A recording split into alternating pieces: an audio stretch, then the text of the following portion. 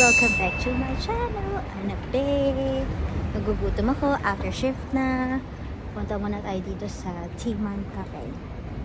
Yeah, let's go. Okay. Hello. Okay. Cheesecake. Ano ba? Siyempre, dito tayo. Kuya, ano nga tawag dito? Puto yan. Akala ko ano. Anong tawag dun sa may... okay. Nakalimutan ko yung pangalan. Yun na lang o yung ensaymada? Ito pala. Ano ba yan? Sige. And then may coffee kayo, no? Yes. Cappuccino, please. Take away po more. Hanggang ano oras kayo? 5. Ay, 5? 4:20 4:20 pa pa. lang? Okay, sige. We're here. Please. And then... Regular po cappuccino. Oo. And then 2 sugars, please. And that's it. Anything else po? That's it. Thank you. Okay. The interior. Okay. One second. Ay, ano ba yan? Ang aking bagay na naipit. Hindi ko pa ito na-upload yung mga dati kong vlogs or videos here. Yan. Merienda tayo, guys. One second. Ang aking ay, sorry.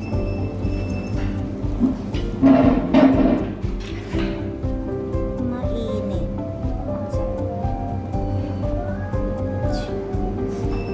Ayan, So, chandelier. Siyempre, magkakaroon sana. Ito yung bibe ensaymada. Yun yung favorite. That's okay. Merienda tayo. Ibubukin mo kasi.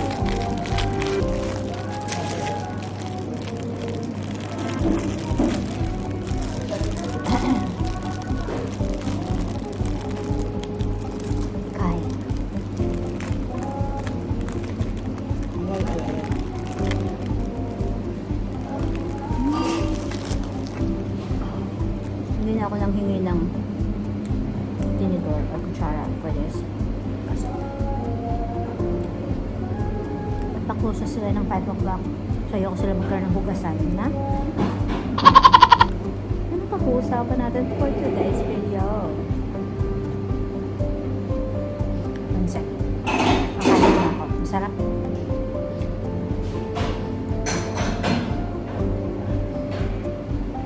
Alamig na sa labas kasi winter na. Sana hindi malakas yung boses ko na. Ang binayaran ko is $9 something. Pero review naman, anak. Para lang po. Sana dumami pa yung mga Pinoy cafe. Resto. Kainan dito.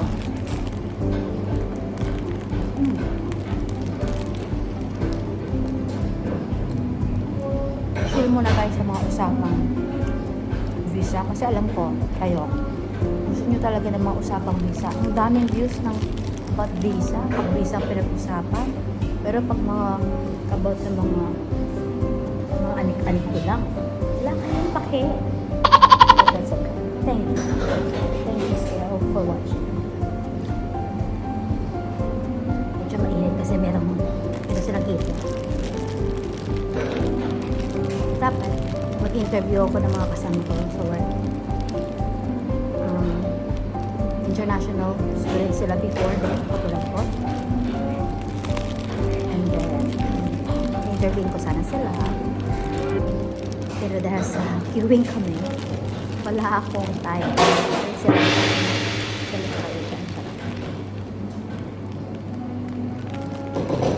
para kasi at least meron kayong opinions of other people, not just me nagbibigay sa inyo ng info. ay nag-help sa mga pagbibigay para sa visa. Kasi kami yung naka-experience ng mga pagbibigay dito. So it is best na mag-share ako together with my office mates. Kaso, busy nga. Yun, pasensya. Dami na. Tama lang yung tamis. Hihinga lang ako. Kasi lately, ay mga ganap na naman. Hindi na yung maiiwasan. Gosh. Hindi ko pa masabi for today's video. Sa next na. Yeah? Hold your horses. So,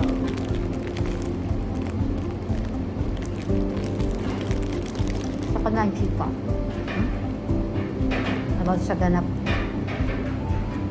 sa buhay ko, mga bagay-bagay dito sa akin.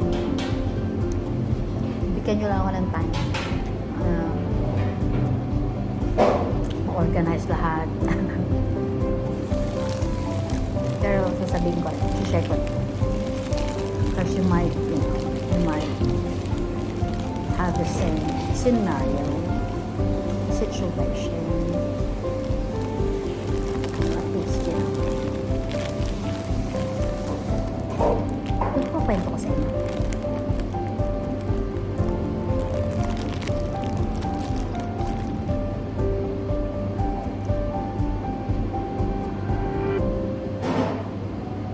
Naka-chat na ba kayo ng mga magagaling na migration agent?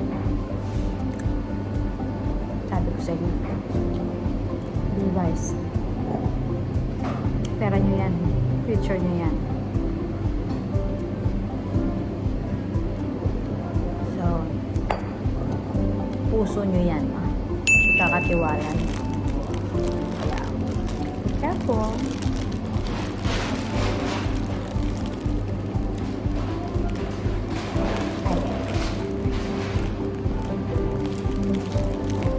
What else? May kika pala ako. Sa North Territory. Di ba naalala niyo yung message ko? Clean up ko about sa North Territory. Pinapa lakas nila yung kanilang plan para sa state na yon, sa North Territory. Territory kasi talaga. Pero ang pronunciation nila ay Territory. Is that okay? So, ni-invite nila yung mga international students, na doon mag-settle down as they will provide sponsorship kahit wala kang work experience. So yun. Sabi ko nga sa inyo, ang original, it works, you know. Kaya wag na kayo magpatumpik-tumpik. Alam ko lang sa North Territory, this is based lang sa info na nag-gather ko dito tsaka sa news dito. Mainit doon.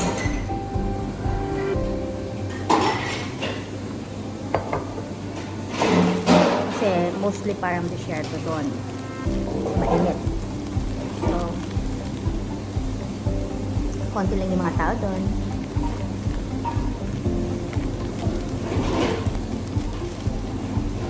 Pero may mga businesses doon. And they need people, manpower. Pag binugol niyo yung North Territory or North Territory,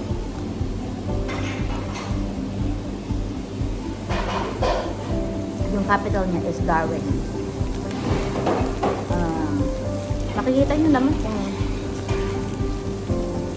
progressive ngayon. Ano ba itsura nun? I-google nyo, besh. So, ayan. Hindi ako doon nagpunta kasi mainit doon. Uboy na ako, hintayin ako. Kaya dito ako sa south. Instead sa north, sa south ako. Nasa taxi ako. So, I'm grateful.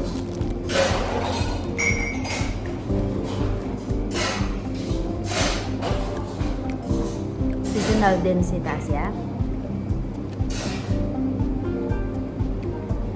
Anong oras na? 5 o'clock.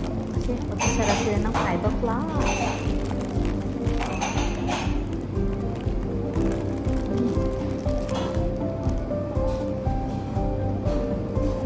Ang Melbourne. Ang alam ko sa Melbourne, hindi pa nakapunta sa Melbourne na. Malapit lang to Tasya sa Melbourne. Taas lang namin. So, isang fly lang. Or mag-Spirit of Tasmania kayo na barko. Maraming tao. Parang populated si Melbourne kaysa sa Sydney. Maraming tao kasi doon kasi maraming restos, maraming businesses. So, sobrang lively doon. But if you want, doon. Oh.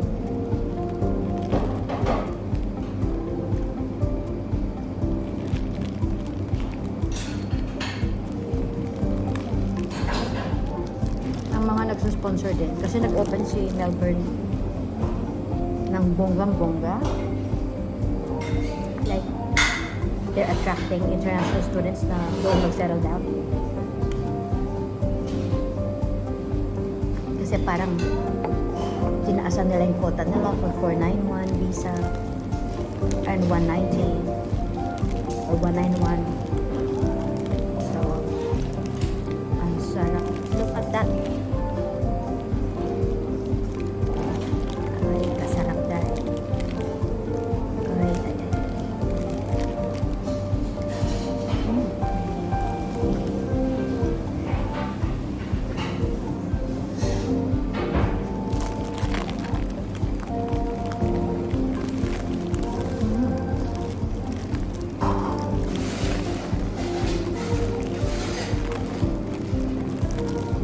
Sayang.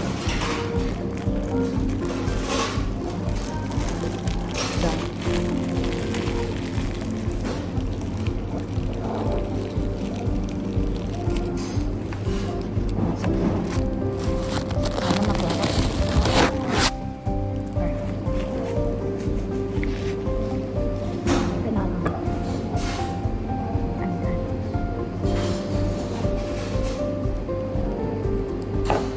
Nakawala na ng gutom ko. Kanina yun. Yung lunch ko was egg sandwich and brioche. Brioche. Kasi brioche. Brioche. Spelling niya. Pero ang pronunciation daw niya ay brioche. Brioche. Not bray, but brioche. Something ganon. Ganon. Gusto ko na.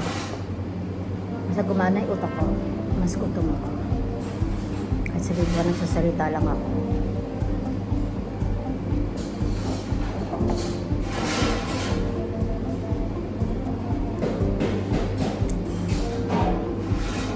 Madami sila ditong tinda. Hindi ko pa nag-try yung mga lechon belly nila, sisig, kare-kare. Kasi walang time at walang budget.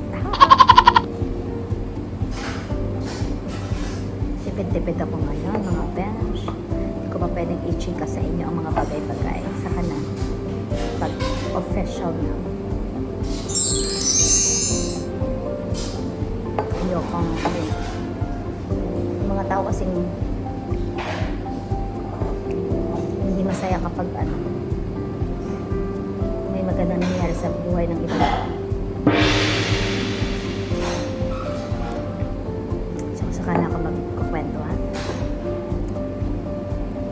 Ikaw kwento ko na.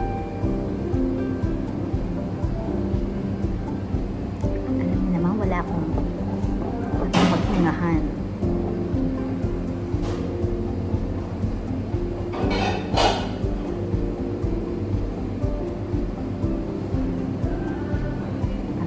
Sarap.